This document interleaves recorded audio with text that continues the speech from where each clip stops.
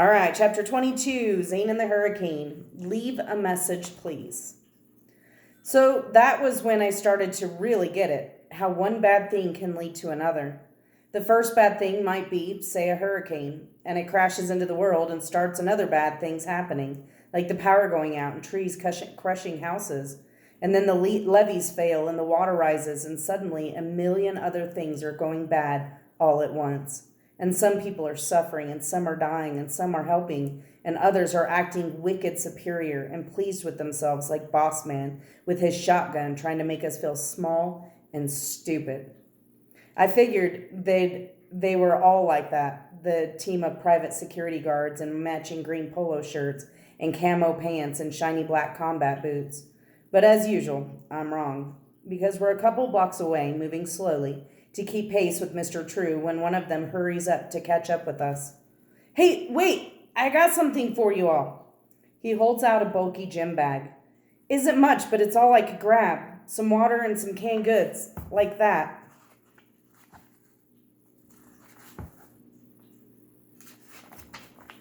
Melvina's face is tight as a clenched fist. Oh yeah, she says with a sniff. Now you trying to help?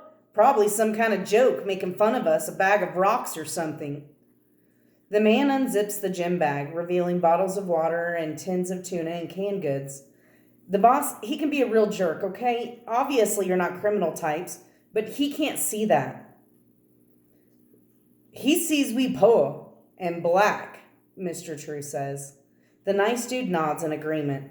Oh yeah, he does. But the boss, he's right about one thing. This area is no place for strangers. We're not the only security team on the ground in this parish.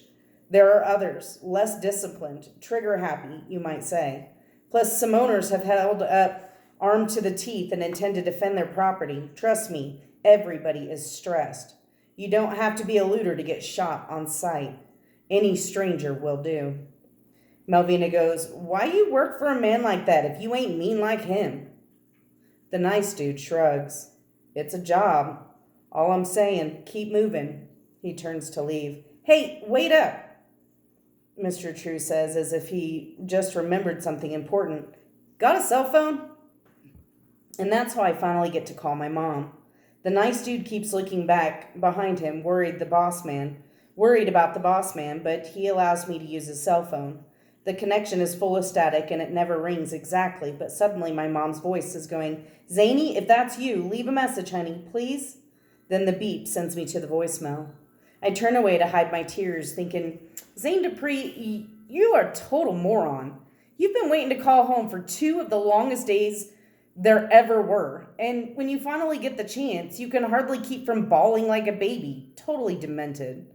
But somehow I calmed down enough to leave a message on Mom's voicemail, which is that me and Bandy are okay, and this nice guy, Mr. Trudell Manning, is helping us, me and the girl, Melvina.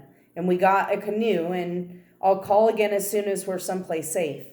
And not to worry, and how sorry I am for being dumb about everything. And then I can't talk anymore, and Mr. Tru gently takes the phone and hands it back to the nice dude, who marches away without even a backwards glance.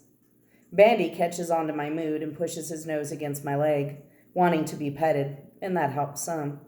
Also, Melvina starts cracking these lame jokes to make me laugh, and that makes it even better. Stupid stuff like, why the teacher cross her eyes? She couldn't control her pupils. What do you call a train loaded with gum? A choo-choo train. Why do dogs run in circles? 'Cause it's hard to run in squares. Why did the turkey cross the street? 'Cause it wasn't chicken. Bandy gets pretty excited hearing us laugh, and somehow I let loose of the rope around his collar. He's off like a shot, legs a blur as he races back to the big house, like he can't wait to return to the scene of the crime, barking like a maniac as if to let them know he's coming.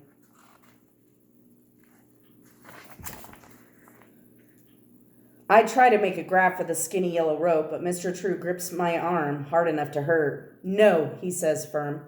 Keep by me. They'll shoot Bandy. Might shoot you, he says, and then adds gently, Dog will come back on his own. See if he don't. Bandy streaks like the ground-hugging missile, the rope flapping from his collar. He skids past whatever he's heading for, kicking up clots of grass and dirt. Then he picks something up in his grinning mouth and races back and drops it at Mr. True's feet. Pretty good dog, he admits, picking up his battered top hat. By now, Mr. True is limping so bad, he's got no choice but to rely on me and Melvina for balance. She's dragging the gym bag of goodies. I've got the dog and Mr. True leaning on our shoulders. We're keeping to the middle of the street so nobody can accuse us of trespassing. He advises us not to look at the boarded up houses we pass along the way. You see a crazy man in the street, you don't meet his eyes lest he throw his fears on you, Mr. True explains. Same thing applies in this case, except the crazy men are hiding inside their own homes, intending to shoot anyone who comes too close or looks too interested. We get back to the canoe. We gonna stick by the flooded area from now on. Uh-huh, Melvina says. Gonna find a foot doctor, too. He doesn't respond to the suggestion exactly, but doesn't fight it either. I'm tending to notions of Algiers, he says, changing the subject. We have to cross the river with dangerous currents and all. But I got this cousin in Algiers, Belinda. Her place might be dry. It's higher where she's at. I know that much. Ain't seen her in some time, but we both busy and all, but we on good terms. Takes a while, but we make it back to where the houses aren't quite so big and the ground leaks water every step, and the crazy-sounding dogs are still howling off in the distance. Back where we pulled the canoe out of the water. We can see the skid marks it made in the soggy grass as we came ashore. What we can't see is the canoe, because it's gone.